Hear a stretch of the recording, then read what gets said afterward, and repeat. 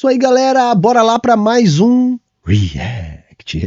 E hoje nós vamos falar aqui de capitalismo, para variar um pouco. Você acha aí que as coisas que você compra não duram quanto deveriam durar? Você não acha às vezes que coisas que já eram bem solucionadas pelo mercado pioraram, duram menos ou não funcionam tão bem? Estragam mais rápido, perdem funcionalidades. Né? Se muda uma coisinha que não precisava mudar, que não vai trazer ganho nenhum, e que você não entende por que a empresa decidiu fazer aquilo, eu acho que esse vídeo que a gente vai reagir agora vai te ajudar a entender essa dinâmica e por que ela faz parte do capitalismo. Né? Então nós vamos reagir aqui a um vídeo do canal Elementar, que é freguês nosso aqui do canal, um vídeo intitulado Por que as coisas não duram mais. Beleza? Sem mais enrolação, bora pro vídeo. Em 2017, a Apple foi criticada e processada depois de admitir que deixou os iPhones antigos mais lentos para resolver problemas de bateria. Essa não foi a primeira nem a última vez que ela enfrentou um processo parecido. Em 2013, ela foi processada por causa da vida útil das baterias do iPod. A empresa teve que chegar a um acordo com os usuários e, além de oferecer uma compensação financeira para os que processaram, fez um recall das baterias e estendeu a garantia do aparelho. Cara, a Apple talvez a mais flagrante, né, gente? Assim, você que já teve qualquer dispositivo da Apple, né, sabe que tipo, a sua bateria vai muito bem, obrigado, ela tá bacana. Aí você faz uma atualização e a bateria passa a durar a metade. Assim, a atualização estragou a bateria do telefone. É isso, tá? É literalmente isso que acontece às vezes, né? Entre outras coisas, né? São campeões, né? Agora você compra um celular, aí não vem o carregador, ou não vinha, enfim, não sei como é que tá isso agora. Teve muita gente que recorreu na justiça, mas é típico da Apple fazer isso. Mais recentemente, em 2023, um promotor francês anunciou uma investigação oficial sobre alegações de que a Apple estaria investindo em um modelo de negócios baseado na obsolescência programada, porque seus celulares estão cada vez... Com certeza, tá, gente? Mas assim, não é só a Apple, tá? Isso é generalizado, tá? Generalizado. A não ser que uma empresa esteja entrando no mercado e queira fazer o nome, isso é cada vez mais raro, é generalizado. Tá? Produtos que eram bons, as empresas começam a piorá-lo com o passar do tempo. Isso é geral, tá? A Apple talvez seja o grande exemplo, tá? Mas isso é geral. Mais impossíveis e caros de consertar, fazendo com que as pessoas desistam de arrumar e simplesmente comprem um novo. Obsolescência programada é quando o fabricante decide projetar um produto destinado a quebrar, falhar ou se tornar obsoleto em um curto período de tempo. Isso não aconteceu de uma hora para outra, ela foi gradual e sutil, tão sutil que talvez você nem tenha percebido. É bastante provável que tudo ou quase tudo na sua casa hoje tenha sido pensado e construído sob esse modelo de negócios. Mas nem sempre foi assim, e essa conspiração não começou com a Apple. A história é muito mais antiga do que você imagina e ainda está bem longe de chegar ao fim. Então, qual é o impacto da obsolescência programada na sociedade atual? Gente, obsolescência programada é como a galera chama o fato de um produto ser produzido com uma vida útil reduzida a fim de ser substituído. Tá? Isso aí atende a uma necessidade elementar do capitalismo. Tá? Vejam, gente, como que surge valor novo na economia capitalista? A partir da reprodução de mercadorias. Então, cada nova mercadoria, um valor novo existe no capitalismo. Esse valor ele se realiza não na esfera produtiva. Na esfera produtiva ele surge. Porém, quando essa mercadoria é transacionada no mercado, esse valor surgido na esfera produtiva se realiza e entra em circulação na economia capitalista.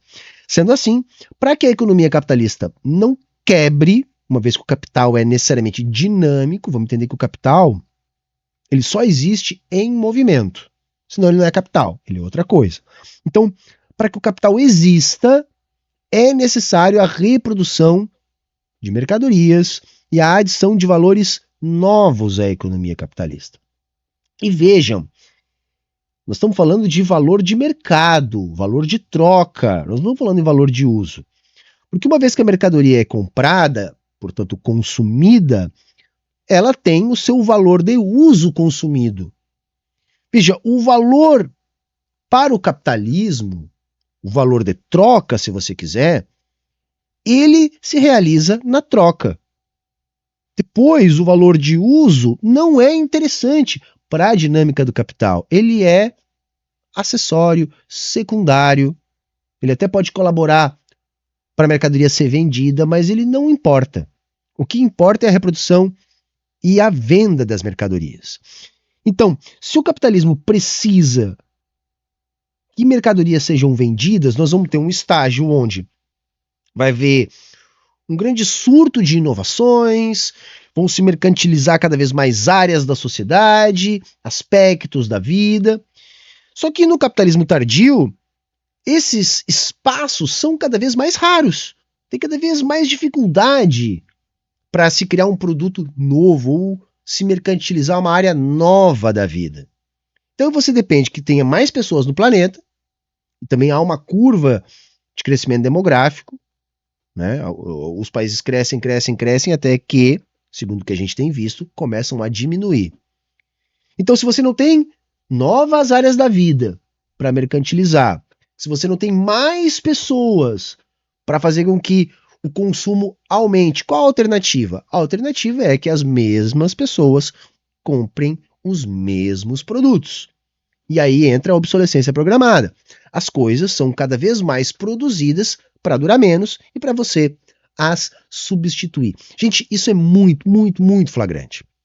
Antigamente, existia toda uma economia do reparo, do conserto.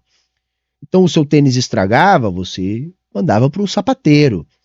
Então o seu videocassete, seu videocassete estragava, o seu televisor estragava, você mandava para o conserto. Sua geladeira, a mesma coisa.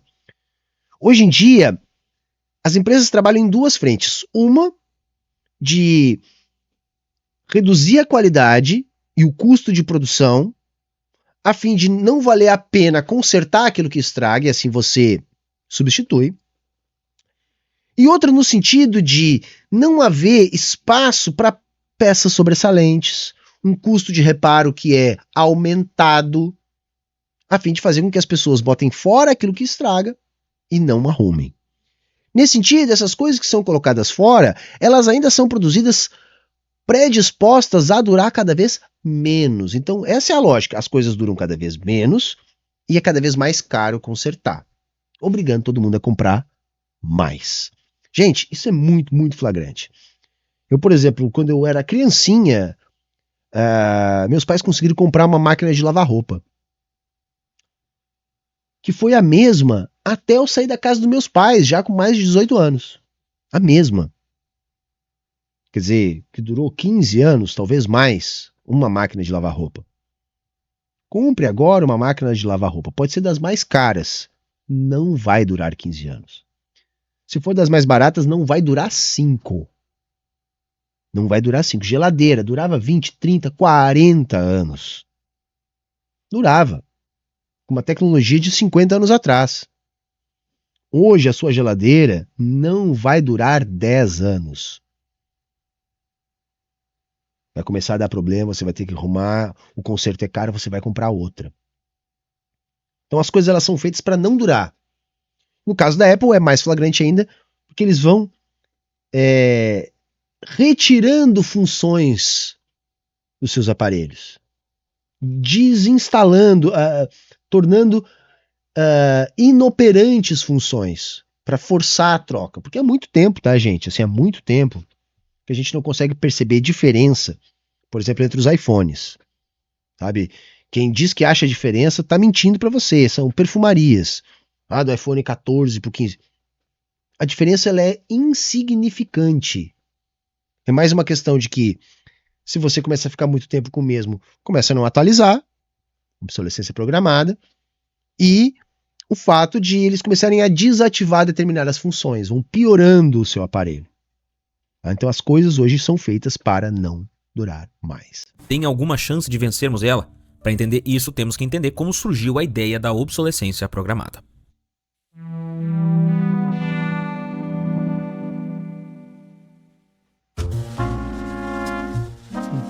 A origem. A origem é o capitalismo, tá, gente? Que só se reproduz a partir da reprodução das mercadorias, né? Tem que vender mercadoria. Em 1924, os fabricantes de lâmpadas se reuniram para criar o que seria um dos maiores complôs de todos os tempos, o cartel Phibos. Philips, Osram e General Electric foram alguns dos homens envolvidos. Esse é considerado o primeiro cartel global de todos os tempos, um cartel que mudaria para sempre toda a dinâmica de consumo da sociedade. Na época, a vida útil das lâmpadas era muito longa, então isso começou a afetar o mercado. Afinal de contas, se a sua lâmpada não queima, não tem por que você comprar outra. E se você não compra outra e as fabricantes não vendem, consequentemente, elas não lucram. Se a demanda cai e elas não lucram, as pessoas não trabalham. O principal objetivo do cartel era diminuir a vida útil das lâmpadas para 1000 horas. Para isso, eles faziam testes e auditorias e multavam os membros que violavam o limite de horas estabelecido. O grupo foi dissolvido nos anos 30, mas o objetivo foi cumprido. Ou, em outras palavras... Não foi dissolvido, né? Não foi, né? Ao contrário. Daí em diante, eles só se proliferaram, só eles ficaram mais espertos, tá? E entenderam que eles não podiam sair por aí dizendo isso para os outros.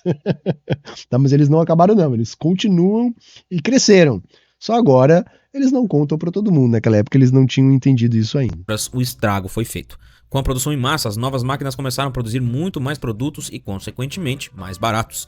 Mas não tinha mercado para tanta coisa, era muita produção para pouco consumidor.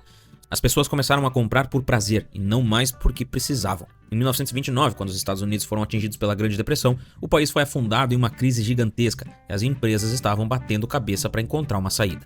Comprar já não era a preocupação principal da população. As pessoas queriam empregos e... Não era preocupação, porque as pessoas estavam morrendo de fome, caceta. As pessoas estavam morrendo de fome, vão comprar o quê? Mal e mal conseguiu comprar comida, porra. Comida. Foi a primeira vez que a obsolescência programada foi apresentada como uma proposta de lei.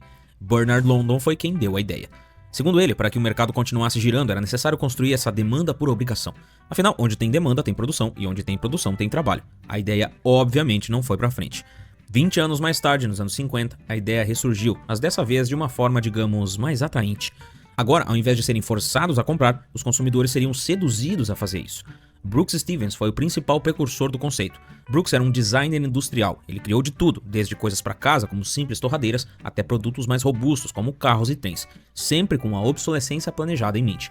Cara, o setor automobilístico, para mim, é sempre sempre um bom exemplo, porque ele é assim, a junção do que é, em essência, o capitalismo. É muito antigo, muito dinâmico, tem uma cadeia enorme, é muito baseado na propaganda, na cultura de consumo, que é, enfim, construída por todos os veículos de comunicação.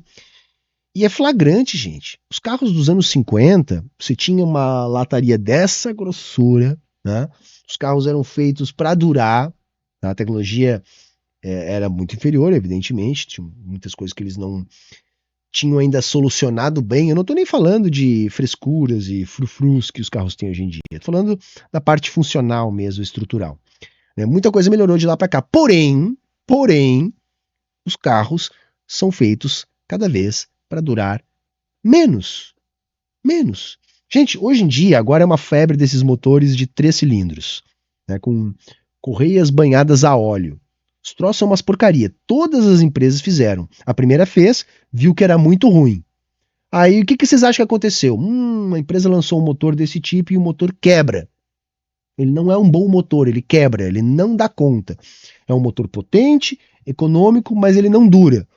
Então não vamos usar. Não, ao contrário. Todas as outras marcas replicaram isso. Porque isso é exatamente o que elas queriam. Os motores antigamente, gente, faziam fácil 400, 500, 600 mil quilômetros. Tá? Com uma ou duas retíficas fazia fácil isso aí. Hoje em dia, os motores não dão retífica e, quando muito, passam dos 100 mil quilômetros. Tá? Tirando a quantidade de plástico de qualidade duvidosa dentro dos carros que você paga aí mais de 100 mil reais. Tá? E antes que você seja um vira-lata, viu, porque o preço do carro no Brasil, gente... Transfira isso para dólar e perceba que os carros no Brasil não têm um preço muito diferente do resto do mundo. Então não é um problema do Brasil, é um problema do capitalismo. Todos os seus projetos eram pensados para transmitir velocidade e modernidade. Os produtos tinham que ter uma mensagem. Eles precisavam seduzir o consumidor a comprar eles, mesmo que não precisassem. Por mais que ele... A propaganda, é disso que ele está falando, tem um papel determinante também. Eu acho que hoje nós já estamos numa sociedade da propaganda há tantas décadas que isso já não surte o mesmo efeito. Tanto é que agora as empresas estão fazendo o quê para conseguir ainda fazer a propaganda, fazer uma pessoa comprar uma coisa que não precisa? Porque o capitalismo é isso, né, gente?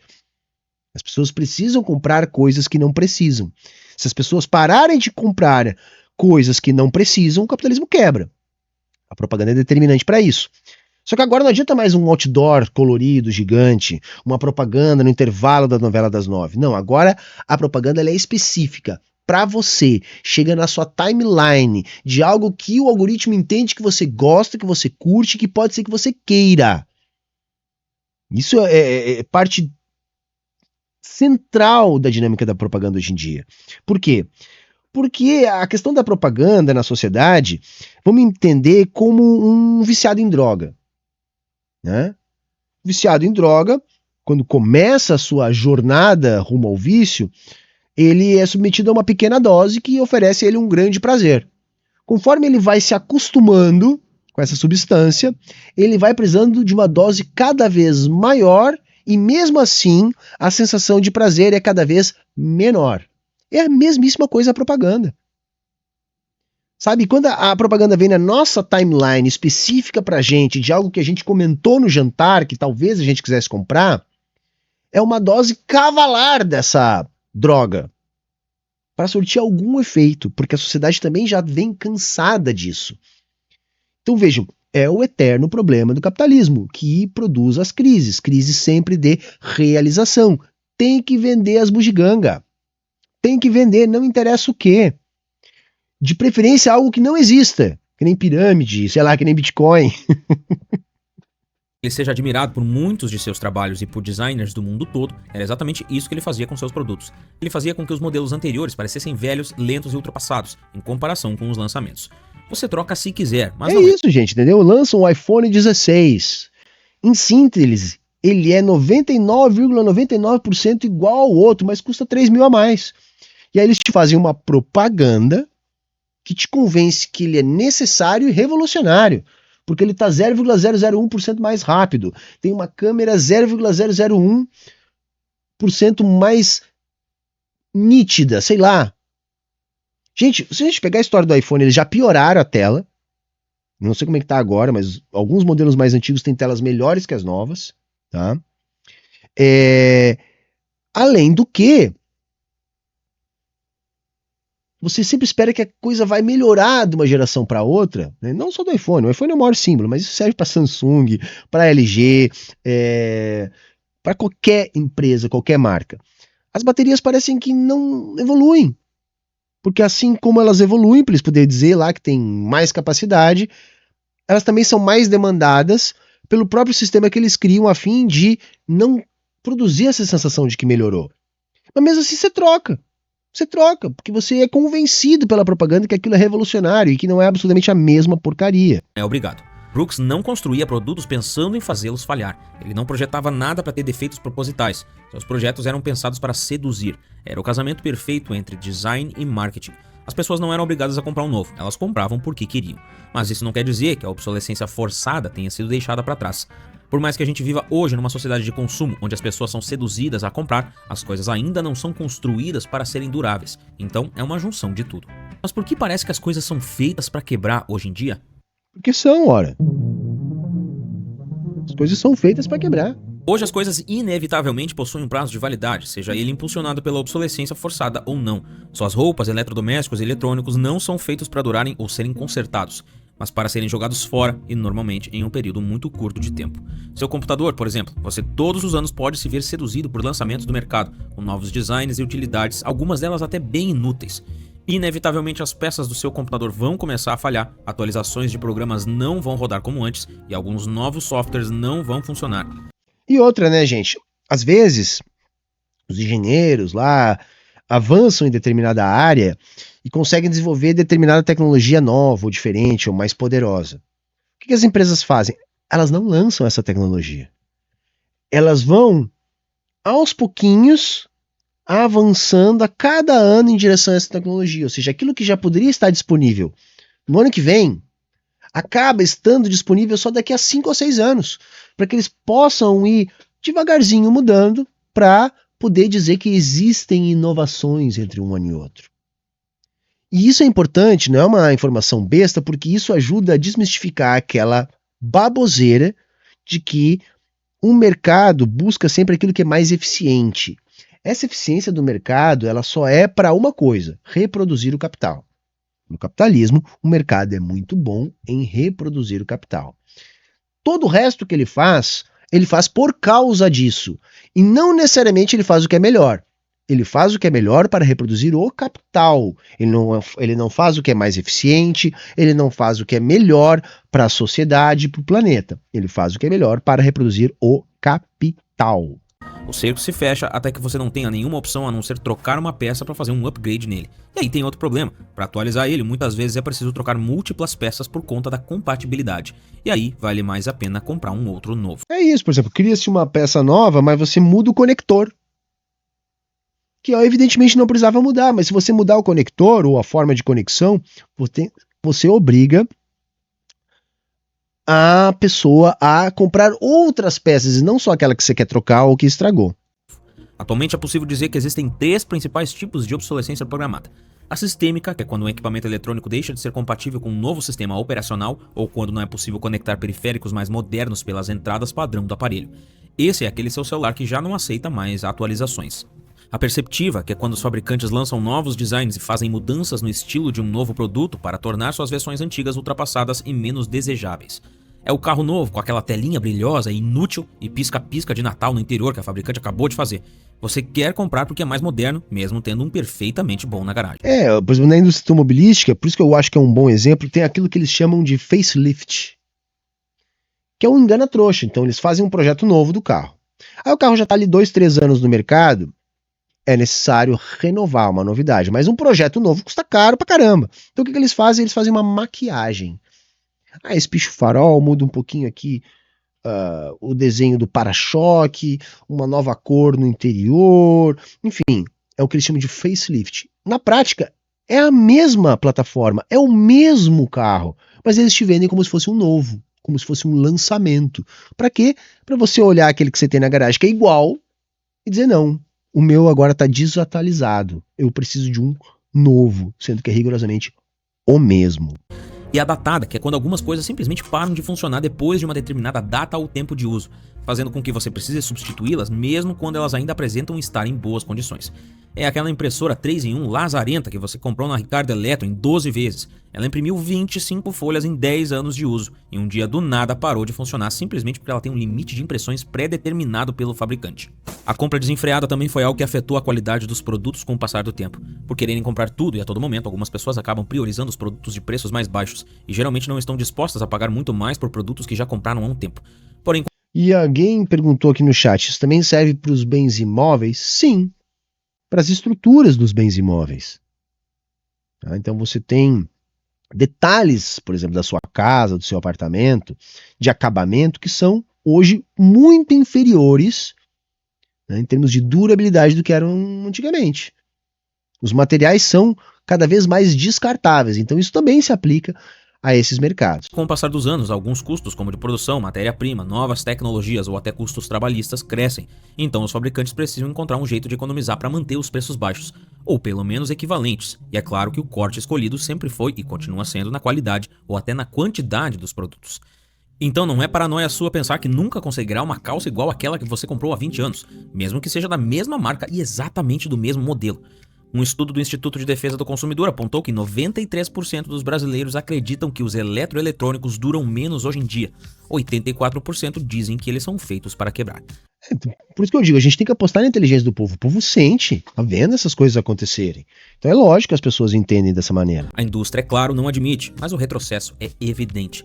Pegue como exemplo TVs. Antigamente uma TV CRT durava muito tempo, e para substituir era somente para comprar uma maior. Hoje, uma dessas TVs Ultra LED Plus XT Turbo 2.0 não dura 10 anos, seja porque está ultrapassada, porque começou a aparecer umas listas na tela ou umas luzinhas de fundo. Eu tenho nada menos do que 3 exemplos em casa, e curiosamente são todas TVs da Samsung. E os exemplos Mas poderiam ser de outras marcas, porque todos os fabricantes fazem a mesma merda. não param nas TVs. Em 2012, o STJ decidiu pela indenização de um homem que comprou um trator que deveria durar de 10 a 12 anos e estava sofrendo desgaste natural após apenas 3 anos de uso. Ao mesmo tempo que temos esses exemplos de produtos ruins, temos Louis Rossmann, que é um ávido defensor do direito de reparo, que basicamente diz que os consumidores devem ter a capacidade e a permissão legal para reparar e modificar seus próprios dispositivos eletrônicos e equipamentos. Isso inclui ter acesso a manuais de... Tem que combinar com o capitalismo, tá, tio? Tem que combinar com o capitalismo, né? Eu acho que deve ser assim, lógico. Tipo, no socialismo vai ser assim, tá? No socialismo as coisas vão ser feitas para durar, para serem eficientes. Porque ao contrário do capitalismo, no socialismo, gente, tá? Melhor para a dinâmica da economia é que as coisas não precisem ser repostas. Então, a lógica de produção, né, no comunismo vai ser uma lógica onde as coisas preferencialmente vão ser produzidas para não serem produzidas de novo. Isso vai ser mais eficiente. Então vejam, o socialismo é muito superior, porque ele desenvolve uma economia voltada para que as coisas durem. Ou seja, no comunismo, o que é importante da produção? É o valor de uso. Esse deve ser valorizado. No capitalismo, o valor de uso não serve. Não serve apenas aquilo que você utiliza como argumento para comprar. Mais ou menos, né? Porque a gente está vendo toda a questão da propaganda, de você comprar coisas que não precise, etc. Agora, no comunismo, o que importa? O valor de uso. As coisas vão ser feitas para durar. reparo, peças de reposição, ferramentas e software necessários para realizar esses reparos. Ele tem uma empresa de reparos de eletrônicos e luta para que o direito de reparo seja uma realidade e que nós, consumidores, possamos ter acesso e recursos para poder consertar os aparelhos e não depender de uma assistência técnica autorizada, que muitas vezes dificulta e cobra um valor absurdo por um conserto, fazendo você repensar e comprar um novo. Rossmann tem sido uma voz ativa, aparecendo em várias audiências legislativas e plataformas de mídia para... Cara, eu fico com pena, sabe, de um cara que nem esse. Até a ideia é bonitinha. Eu acho bonitinho. Porra, é legal, é bacana. Mas, tipo assim, é enxugar gelo, mano. Você vai mesmo propor isso? Isso não tem a menor possibilidade de ser cogitado. Sabe, os capitalistas, quando vêm esse tipo de proposta, devem achar graça. Numa boa, devem achar graça. Para discutir a importância do direito de reparo e como as políticas atuais afetam os consumidores e pequenas empresas. Louis não tem um lado e não defende empresa A ou B. Ele taca o pau tanto em Apple quanto Samsung, HP e até John Deere. Enquanto isso, o consumidor está cada vez mais com as mãos atadas. E agora, com tantos aparelhos eletrônicos e atualizações infinitas, como será o futuro? No capitalismo, não existe futuro sem obsolescência programada. O fim da obsolescência programada é condicionado ao fim do capitalismo. Hoje existem diversas ações ao redor do mundo que lutam contra a obsolescência programada. O direito de reparo é uma delas e vem se espalhando o mundo afora, principalmente nos Estados Unidos e Europa. Muitos fabricantes, como a própria Apple, dificultam o acesso a determinadas peças e até mesmo oprimem reparos independentes, que são feitos por assistências não ligadas à marca, alegando que apenas os fabricantes podem garantir a qualidade original e que esses reparos violam seu direito à propriedade dos dados. Na França, já existe uma lei que diz que os fabricantes são obrigados a permitir que os consumidores consertem seus aparelhos eletrônicos em qualquer lugar que desejarem. No Reino Unido, desde 2021, existem regras que obrigam os fabricantes a disponibilizarem mais rápido peças necessárias para o reparo de produtos. Os estados alemães da Baviera e Turingia ofereceram vouchers de 200 euros para as pessoas que optam por consertar seus dispositivos ao invés de jogar fora. Vejam, esse é o papel do Estado, tá, gente? Porque assim, o Estado é o balcão de negócio da burguesia, é o instrumento maior de dominação de classe. Mas vamos lembrar, e eu gosto de sublinhar isso sempre que eu volto a esse assunto, esse Estado burguês nasce das revoluções burguesas que chamaram os trabalhadores a participar do processo, criando as tais mediações democrático-burguesas. Portanto, o poder dos capitalistas sobre o Estado é gigante, mas tem alguns níveis de resistência. Então, existe luta de classes também dentro do Estado, que o povo é chamado a votar de vez em quando. Nem todo mundo que administra o Estado é diretamente ligado às forças capitalistas. Então, havendo pressão popular, havendo organização e havendo espaço para que essas coisas aconteçam, isso tem a ver com você estar na centralidade do capitalismo ou não, alguns avanços podem ser obtidos a partir do Estado, que vai conseguindo mitigar algumas dessas situações, como essas leis que ele está aqui citando. Isso vai durar? Não vai. Isso vai resolver impedindo a obsolescência programada? Não vai. Mas você joga alguma areiazinha nesse processo, tá? E outra, isso também só pode acontecer onde você tem a centralidade do capitalismo. Por quê? Porque lá é necessário sustentar essa ideia de democracia, sabe, de liberdade. Para quê? Para que isso sirva, inclusive, de exemplo para o sul global, onde isso não pode acontecer. Saca? A ideia é dizer para o sul global, olha, se vocês fizerem tudo certinho, vocês vão ser que nem o norte. E aí é aquela história, que nem enfiada, é só amanhã, é esse futuro que nunca chega. Mas nesses lugares existem algumas possibilidades, tipo essa, que não resolvem, mas que protelam em alguma medida. No último ano, a União Europeia entrou com uma proposta para forçar os fabricantes a consertarem os produtos por até 10 anos após a venda, mesmo que a garantia legal não seja mais válida. Nos Estados Unidos, 46 dos 50 estados já têm alguma legislação ligada ao direito de reparar. No Brasil, o direito de reparar foi tema de debate na 10ª edição do Seminário Automotivo do Nordeste, que aconteceu em dezembro de 2022 em Fortaleza. Hoje, aqui, cerca de 85% dos reparos em veículos são feitos em oficinas independentes. Acontece que com os novos modelos cheios de recursos computadorizados e, consequentemente, dados que acabam sendo de propriedade dos fabricantes, muitos consumidores temem que as montadoras simplesmente parem de fornecer os... E agora, só porque isso aí também me ocorreu, né? Lembrei agora. Sabe o que os caras estão fazendo nos carros, gente? Você compra um carro que tem determinadas funções. Se você ficar pagando por mês, ou por ano, enfim. Aí você não paga, eles desativam funções do seu carro, gente. Tá entendendo? Tudo para saciar a sanha do capital. Dados essenciais para o diagnóstico de possíveis problemas. Com essa invasão de carros elétricos cada vez com mais aparatos eletrônicos, telinhas brilhantes e pisca-pisca, poderemos ter muitos problemas de reparo e os mesmos entraves das fabricantes de celulares para fazer os reparos nos elétricos. Historicamente, a indústria automotiva tem utilizado a obsolescência programada, como mostram exemplos de redesenhos contínuos e limitação da disponibilidade de peças no pós-venda. Nos elétricos, as preocupações incluem atualizações de software que podem reduzir a eficácia das baterias e a necessidade de substituí-las a um custo elevado. As indústrias alimentícias e farmacêuticas são as únicas que precisam definir prazo de validade para os produtos no país, e isso não deve mudar. Mas a Secretaria Nacional de Defesa do Consumidor está trabalhando em uma lista de produtos que, em caso de defeito, deverão ser trocados ou reembolsados imediatamente. A lista deve sair ainda no primeiro semestre de 2024 e deverão ser 5 produtos. Mas essa discussão vem se arrastando desde 2010 e já chegou até a ser alvo de ação judicial pela indústria. Em 2023, a especulação de que celulares e computadores entrariam na lista fez o mercado cair em cima. Mas será que existe um futuro sem essa lógica econômica? Já pensou? Isso aí tá louco. Eu duvido que isso aconteça, cara. Duvido, imagina. Ah não, seu celularzinho não pode mais agora deixar de funcionar depois de um ano.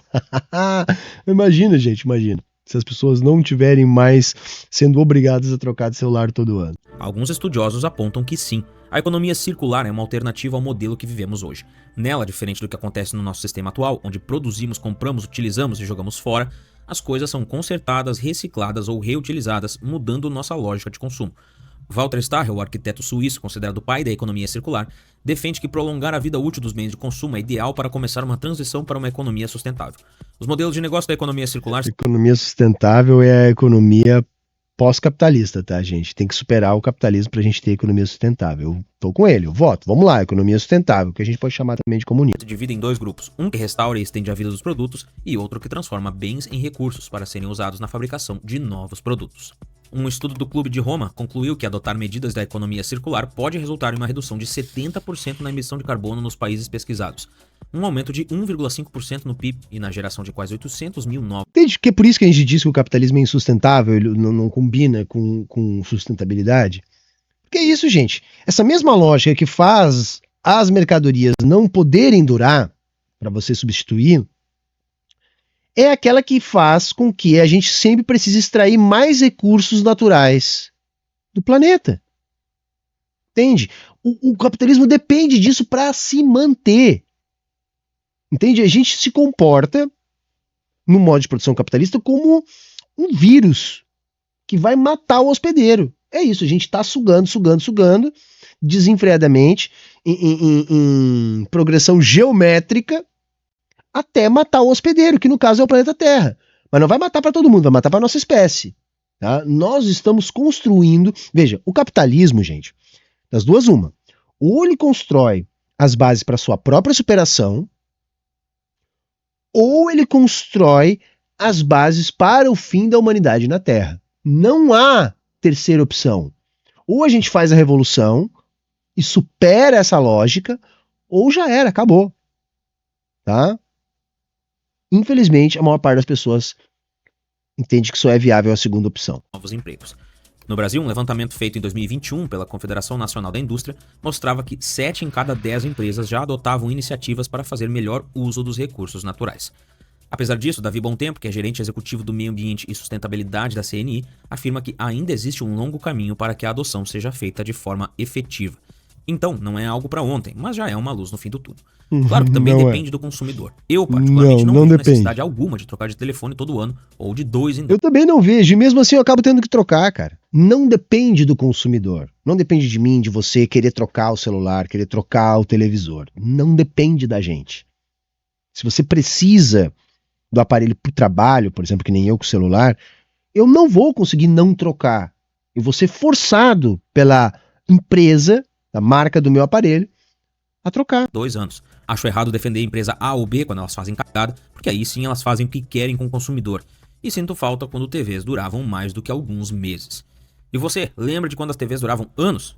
Eu lembro, hein? Eu me lembro que quando eu era criança, era a primeira televisão colorida da minha família, em uma caixa de madeira ainda, daqueles botãozão que fazia tuc, assim, sem controle remoto. E foi essa televisão, desde que eu me lembro, sei lá, meus 3, 4 anos de idade, até mais ou menos meus 18 anos de idade. Foi a mesma televisão na sala da minha casa. Tá? Porque meu pai ainda dizia assim, pra quê? Pra que trocar outra? Pra que comprar uma melhor? Dá pra assistir aí. Né? Eu já contei essa história, nós somos talvez uma das últimas famílias, né, do nosso círculo ali, a ter CD player em casa. Sim, o CD. Hoje em dia já nem existe mais, né? Por quê? Porque nós tínhamos um tocador de LP. E pro meu pai era a mesma coisa. Como assim? Pra que CD? Tem LP? Sai música igual? Não precisa trocar. E aí o aparelho não estragava, foi ficando, né? Foi ficando. Hoje em dia não dá mais, tá? Porque eles criaram a obsolescência programada. Belezinha, assim a gente chega no fim, tá bom? Então se você curtiu, eu curti, achei legal, tá bom? Deixa o teu like, te inscreve, curte, compartilha, aquela coisa toda, né? Confere aí se está inscrito no canal e se puder ajuda na manutenção. Beleza, gente? Era isso hoje. Tchau, tchau e até a próxima.